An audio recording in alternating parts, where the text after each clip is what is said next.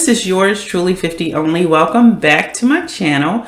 So I'm going to be doing episode 19 of Sistas called Severing All Ties. So if you can follow along with me, I'm going to do it by character. I'm not going to do it by scene. It just is better. It seemed to be a little bit easier to kind of just sort of go through the whole episode character by character. So just follow along with me. And if you like the video, please like, comment, and subscribe to my channel and hit that notification bell. I have been away, so I do apologize for that. I have not posted any videos in a couple weeks. I've had some personal stuff going on, so that's why I've been away. So I apologize again for that. And because I got so far, away from like the episodes, it's just really hard to try to, I don't want to be too far behind when you're listening to the video. So I think what I'm going to do is start backwards and then I'll go back to 15 through 18 and I'll do those afterwards, after I get to the end of the finale, and I'll go back. And if you're welcome to listen to them if you like. So let's get into this episode. So it starts off with Maurice is in his apartment and he's talking to this guy who comes out of Calvin's room. He finds out that this guy is a stripper. This guy is like he only has, I don't know if he has a towel on or only has a towel on. So Maurice is like salivating all over this guy. And so the guy ends up spending the night because he said he's going for round 4 with who we think is Calvin in Calvin's room. So he spends the night, and the next morning, Maurice, basically told the guy, he didn't sleep all night because of all the noises that was coming from Calvin's room. And so the guy didn't even know Calvin's name until Maurice said it and, said that he and Calvin just met. So Maurice told the guy that he wished they would have included him. And then the guy also said that he lived with his mother. He has no job. And so Maurice was like, go ahead and leave and, basically let the door hit you where your mama split you. It's just so funny. You know that saying. So then Maurice goes to his job and Jacoby was like trying to connect with him. He was like, yeah. And Maurice was looking at him like, what are you doing? That's not even how you say it. And basically Jacoby was like apologizing to him. Like he was just trying to somehow connect with Maurice. And then Sabrina comes in. She speaks to Jacoby in sort of like this weird way. Like they say hi, but they kind of don't really look at each other. And then Jacoby leaves and goes back over to start working. And she is standing there with Maurice, and he's like saying that he knows that they slept together. And she's like, no, we didn't. She basically tells him that they just went out, had a drink at happy hour, and then they went back to his place. And then Maurice tells Sabrina how he saw a man coming out of Calvin's room. And so later on, Calvin comes into the bank looking for Sabrina, and Maurice was talking to him, and he was like throwing hints out there and kind of making jokes about Calvin and the other man. He was trying to feel Calvin out. He was thinking that Calvin was just going to come out and maybe say something about it.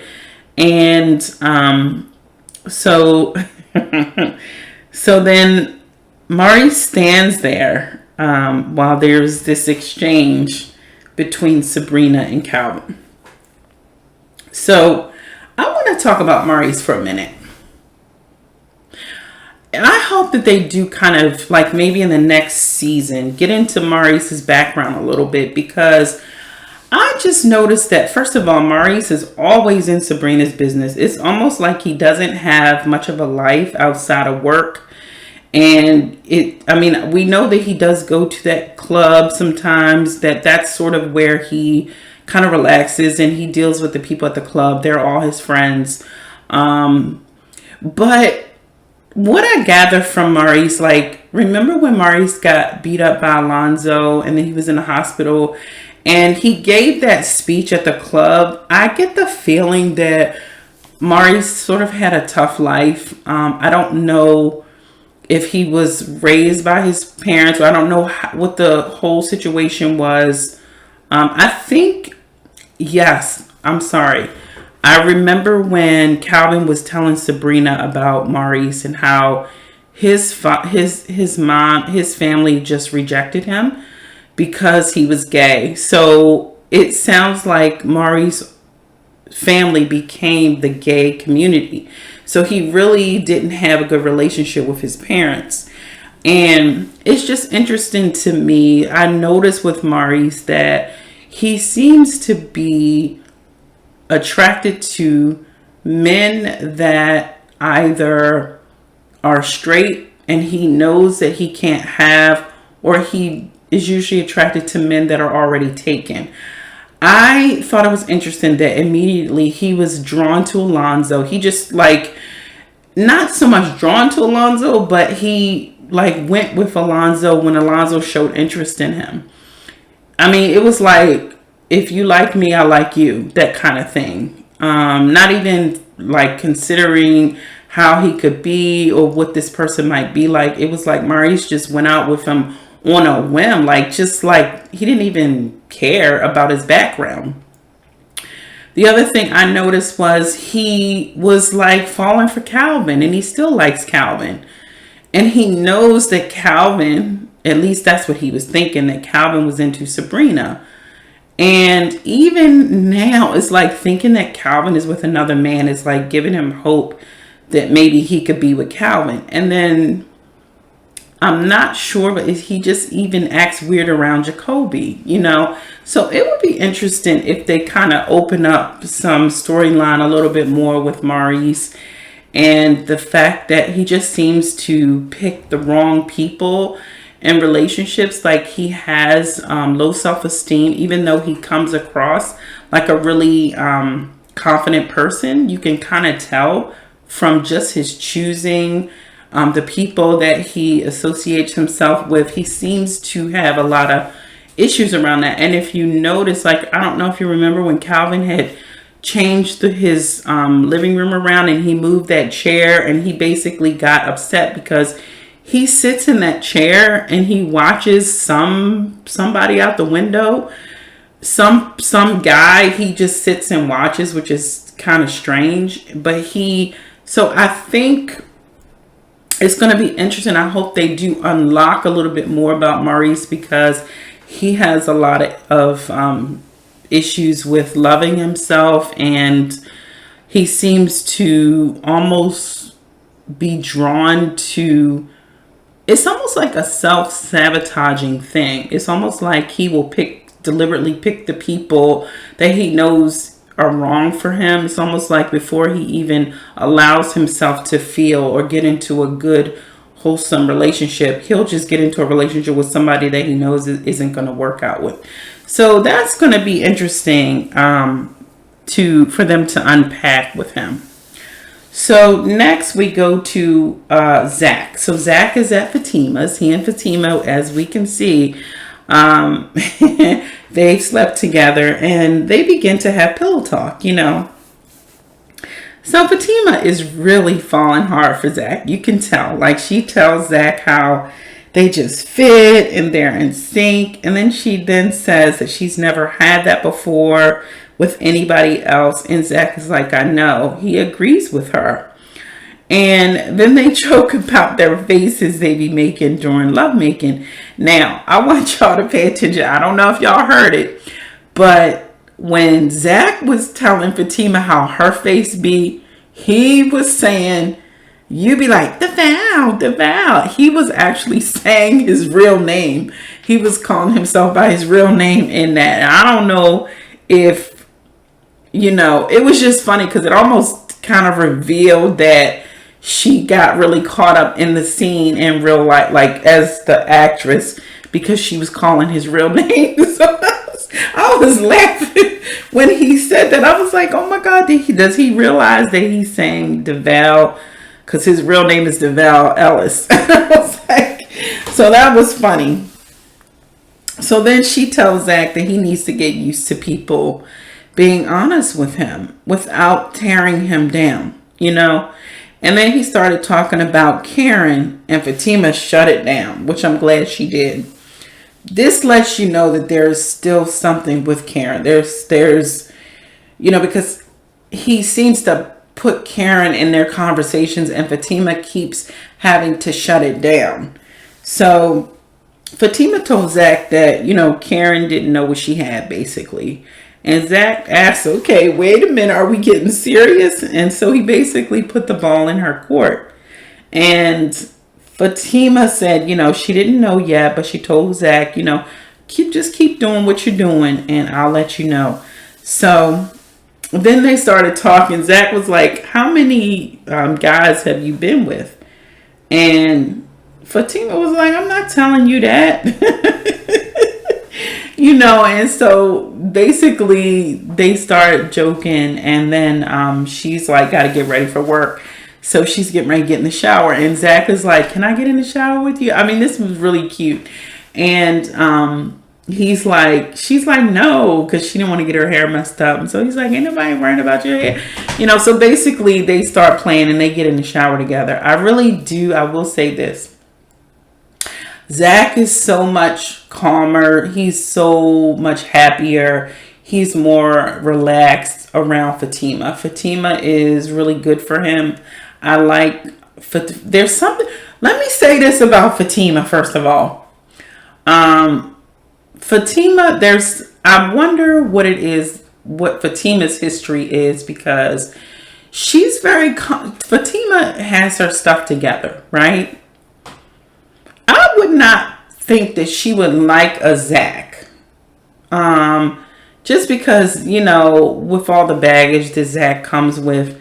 And I just find it interesting that she's really into Zak. She likes him a lot. And tell me what you think. Would you have expected Fatima, if you look at Fatima, look at where she works, look at what she's aspiring to do, would you think she would choose a Zak? You know what I mean? So I just find it interesting. It's gonna be interesting to see how their relationship unfolds, because I wouldn't have pegged her to pick Zak as a boyfriend, but she's really, really falling for Zak, and so they go ahead and they get in the shower. But you guys let me know what you think about them, because that's really interesting. So then later at work, Zak, after he took his shower and he went to work, he tells Dani that he got arrested again. And he says that it was Karen for the credit card fraud. So Dani asks, well, how'd you get out? And he's like, it doesn't matter. That's irrelevant, basically. And he also tells her that, he's fine with Karen seeing Erin. And so one thing I like about Dani is a true friend to Zak. She always has been. From day one, she has always looked out for Zak. She actually, to me, has more confidence in Zak than Karen ever did. And at one point, I actually thought that those two would make a nice couple. Before they changed all these stories, I kind of wanted her and, to be honest, I wanted Dani and Zak to get together. I thought they made a better couple. She just understood Zak in a way that I don't think Karen actually does. I mean, I think Karen always loved Zak, but I just like the chemistry between Dani and Zak. They just seem to get along better. I really always liked them too. But I think she's a great friend, to Zak. And I think that she is a good judge of character. And, she tells Zak that, basically Karen still loves him, but, she has a funny way of showing it. And, she encourages Zak to talk to Karen. She was like, I think it would be better coming from you to let her know how you feel. And he's like, no, I'm not talking to her. So then Dani's like, okay, all right, I will talk to her, because Zak was like, you need to talk to your girl. He's like, I'm not going to talk to her. You need to talk to her. So, Dani agrees to talk to Karen for Zak. So then we're at Karen's place. And Karen and Erin are in bed. Karen struggles with Erin being there and not having sex with her because she's like fiending, And so they both agree for him to sleep on the couch because Karen doesn't want him to leave, but it's hard for him to be in the bed with her. So they both agree, okay, you just sleep on the couch, but stay here. Don't go home. So Karen calls Sabrina while Erin gets up and goes to the bathroom. Karen calls Sabrina and asks her to meet her at the salon the next day so they can talk. And so, of course, out of the group, Sabrina is the one that worries about everybody. She's kind of like Mother Hen. She worries about everybody. She's really sweet. And she's like, is everything okay? The way her voice is really cute. So, Karen is like, yes, everything is fine. Just, meet me at the salon tomorrow. So she agrees to meet her there. And so the next day, Karen is sitting at her shop with nobody else there, which I find interesting. Maybe she closed the shop for the day. I'm going to just give her the benefit of the doubt. She's sitting there in one of her chairs, and then Sabrina and Dani come in. So Karen just comes out and she tells them that Andy is seeing Gary again and that he asked her to marry him. So, of course, Sabrina's all up in arms and she expresses her dislike and concern about the situation. And the whole time, Dani's just standing there quietly. So, then Karen and Sabrina are talking and, this abusive boyfriend in college comes up that Andy was dating. They were like, what happened, And so then they noticed that Dani's quiet. And Karen is like, why are you so quiet, Dani? And Dani was like reminding them, when I was at the bank, because remember when Andy gave Gary his money back, Dani was trying to encourage Andy. And they kind of shut her down, which I hate that they do. But they kind of shut her down and basically told her to be quiet. And so she was reminding them, when I talk, y'all told me to be quiet. So that's why I'm being quiet. So then Karen was like, no, go ahead and say what you need to say. So then Dani reminds them, basically that when they were in college, there were things that they were doing in relationships that basically they're still doing. And she was saying that, in this situation, Andy needs to figure it out. She doesn't need us coming to her rescue. She needs to figure it out. So, they all agreed to go over Andy's house after work. And so then later on, Karen's still at the shop. And Dani calls her because remember, Dani had a conversation with Zak. So Dani calls her and tells her that Zak was arrested, but, and that he didn't charge her credit card. And, he's pissed off. Karen is unbothered. Karen doesn't care. She's still in that piss mode where she still insists that he did it and she's blaming him. And then, Dani tells Karen that Zak got out of jail. So now all of a sudden Karen's like, what? He's out of, she's shocked. She doesn't really know how he got out. But, it comes up that Dani's like, I don't know, maybe his new boo or whatever. So she was like, well, his new boo can give me back my money. Maybe she, Karen just sometimes she be doing, and I say this all the time because I feel like Karen sometimes be doing the most. Like, all right, Karen, like you don't ever do anything. Like she talks like sometimes like she's I don't do anything wrong. I'm Miss Perfect. I don't, at least that's the way she comes across. I'm not saying she's not a good friend because she's been there for Andy a lot. And she's there for, but you see her more being supportive with Andy's situation than you see with anybody else.